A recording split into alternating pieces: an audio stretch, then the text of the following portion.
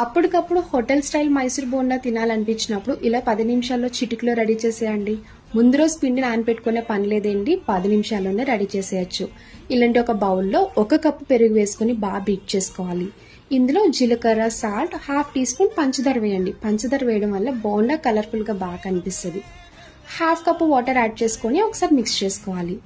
ఏ కప్తో పెరుగు వేసుకున్నామో అదే కప్తో 2 కప్పులు మైదా వేసుకుని బాగా బీట్ చేయాలి. అప్పుడే మీకు బోండా అనేది బాగా వస్తుంది.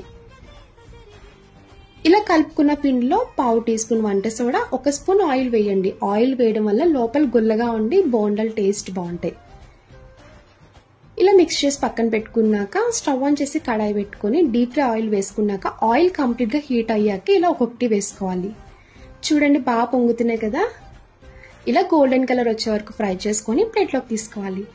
చూసారు కదా మైసూర్ బోండా. నా వీడియో నచ్చితే లైక్ చేసి షేర్ చేయండి. Bye friends.